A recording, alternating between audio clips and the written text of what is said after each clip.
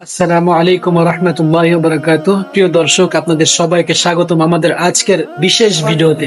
আজ আমরা আপনাদের নিয়ে এসেছি এক ভিন্ন রকম ইফতারের আয়োজনে, যেখানে নেই বিলাসিতা, নেই দামি খাবার, আছে ভালোবাসা, আছে বরকত, আছে আল্লাহর রহমত। এটা হলো মাদ্রাসার ছাত্রদের ইফতার। রমজানের বিকেল মাদ্রাসার পরিবেশ যেন এক অন্যরকম শান্তিতে ভরা। কেউ কোরআন তেলাওয়াত করছে, কেউ দোয়া পড়ছে, আবার কেউ ইফতারের জন্য প্রস্তুতি নিচ্ছে। রাসূলুল্লাহ সাল্লাল্লাহু আলাইহি সাল্লাম বলেছেন, রোজাদারের জন্য দুটি আনন্দ, একটি ইফতারের সময়, আরেকটি তার রবের সাথে সাক্ষাতের সময়। আজ আমরা সে আনন্দের একটি মুহূর্ত আপনাদের দেখাবো। দেখুন আমাদের ছোট ভাইরা কি সুন্দর করে দস্তরখানা বিছাচ্ছে। কারো হাতে খেজুর, কারো হাতে ছোলা, কারো হাতে মুড়ি, আবার কারো হাতে শরবত। খাবার খুব বেশি না, কিন্তু সবার মাঝে যে আনন্দ সেটা ভাষায় প্রকাশ করা যাবে না। আমাদের এখানে কম খাবার, কিন্তু আমরা খুশি, কারণ আমরা জানি আল্লাহ আমাদের জন্য জান্নাতে বড় নিয়ামত রেখেছেন। সূর্য ধীরে ধীরে ডুবতে যাচ্ছে, সবার চোখ এখন ঘড়ির দিকে, আজানের অপেক্ষা। এই মুহূর্তটা রোজাদারের কাছে সবচেয়ে মূল্যবান।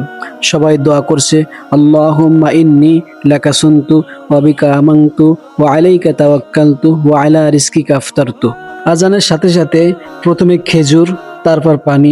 এই হলো সুন্নাহ। সুবহানাল্লাহ। এই সরল ইফতারের মধ্যে যে তৃপ্তি, তা কোনো বিলাসী খাবারও পাওয়া যায় না। প্রিয় দর্শক, আমরা অনেক সময় ইফতারে নানা রকম খাবার নিয়ে ব্যস্ত থাকি, কিন্তু এই শিশুদের দেখুন, তাদের সরল ইফতার, কিন্তু তাদের মন ভরা আল্লাহর স্মরণে।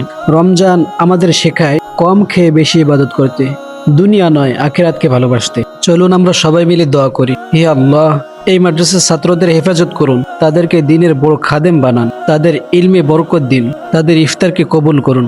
আর যারা এই ভিডিও দেখছেন, তাদেরকেও রমজানের বরকত দান করুন, আমিন। প্রিয় দর্শক, আজকের এই ভিডিও যদি আপনার ভালো লাগে, তাহলে লাইক, কমেন্ট ও শেয়ার করবেন। আর মনে রাখবেন, মাদ্রাসার ছাত্রদের পাশে দাঁড়ানো মানে দিনের পাশে দাঁড়ানো। আল্লাহ আমাদের সবাইকে রমজানের হক আদায় করার তৌফিক দিন, আমিন। আসসালামু আলাইকুম ওয়া রাহমাতুল্লাহ।